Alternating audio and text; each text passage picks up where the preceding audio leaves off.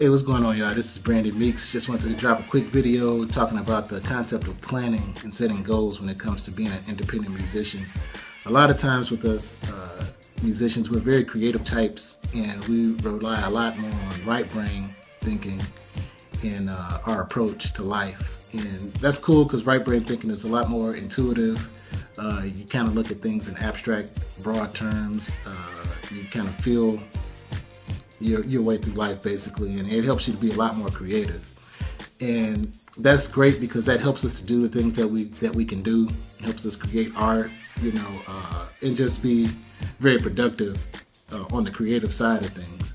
But when we come to wanting to be an artist and make a living off of it and engage in business, it takes a little bit more left brain thinking and being analytical, logical, and practical, which we have some of that too, but we tend to be more right brain oriented. So you want to be a little bit more left brain oriented when it comes to actually planning how you're going to go about making a living off of your art.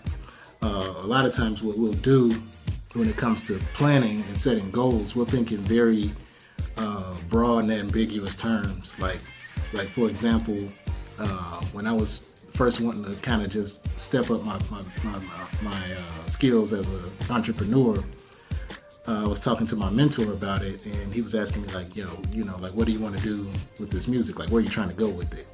And my response to that was, I want to be like one of the best musicians. I want my band to be well known. I want to become very popular, and I want to be able to be on the road and make money and so forth and so on. And he kind of stopped me and was like, well, how are you going to know when you've done any of those things? How are you going to know when you're the best band? How are you going to know like if you're popular? How are you going to know this and that? And because the reason he said that, because I kind of gave a bunch of like romanticized, flaky musician responses that musicians kind of just spout off whenever we have to think about these sorts of questions.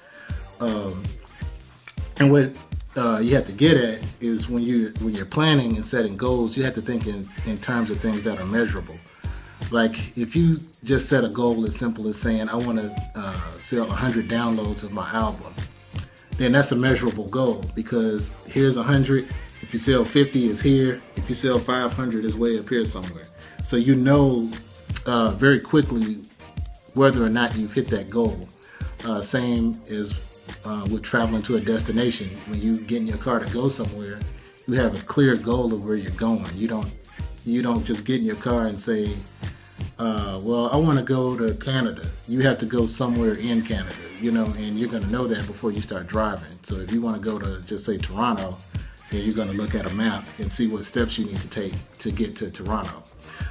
So that's the kind of thinking that we need to apply more in setting goals and planning for musicians. If you take somebody like somebody that's wildly successful, like a Jay-Z, and ask him what his goals were, or at a young age ask him what his goals were, it's highly unlikely that he would have said something like, I want to be the best rapper. I mean, that's probably something that he wanted to do, but in terms of his practical goals that he was going to accomplish, that's probably not one of them. He's thinking more in terms of, I want to have a business that generates so much in revenue per year. I want to be able to hit these benchmarks as a touring musician. I want to have a brand that accomplishes X, Y, and Z in very specific terms.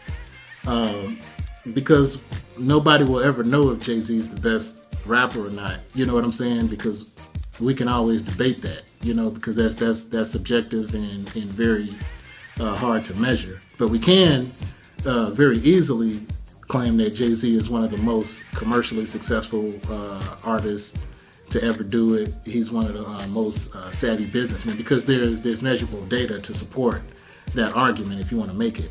So when you look at yourself as a musician, you really have to dig into the practical, analytical side, as well as the creative side, in knowing where you want to go, setting clear terms of how you're going to get there, and then just carrying it out and following through. Also with planning, you definitely want to be able to write down your plan. I also had a mentor to tell me that a plan that's not written down is not really a plan. And the reason for that is because a lot of times we'll just have ideas and elements of a plan just floating around in our head, but we haven't really put the pieces together and formulated like how it's all going to flow and how we're going to go through the steps to actually reach a tangible destination. A lot of times when you set out to do something, things are going to go unexpectedly.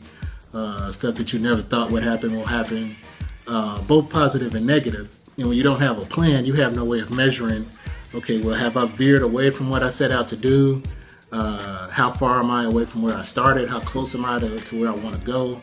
You're just kind of wandering aimlessly without a written plan. So that's very important to have your stuff written out and go through step by step, like how you're going to get to where you want to go. But that's about all I want to say on that. Again, it's great when you step out and decide that you want to do music full time and be an entrepreneur and really just find a way to make a good living off your art. But that's the time when you really have to engage in left brain thinking, being more analytical, being very practical, being very logical.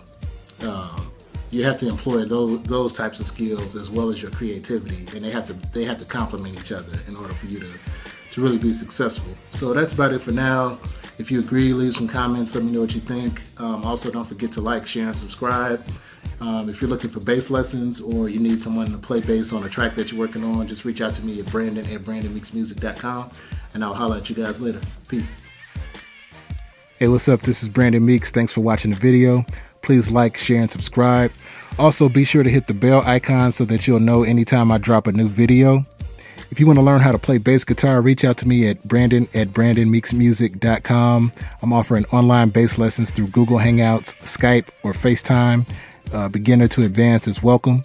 If you're a fellow artist, producer, or singer, songwriter, and you have a song that needs some live bass on the track, please reach out to me as well.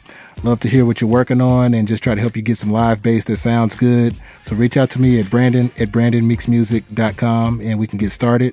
If you want to support my channel and just help me keep growing, reach out to me on Patreon and become a patron. I have some really good exclusives that I know you'll enjoy, so please reach out to me and we can get going with that. But that's it for now. I'll talk to you guys soon. Peace.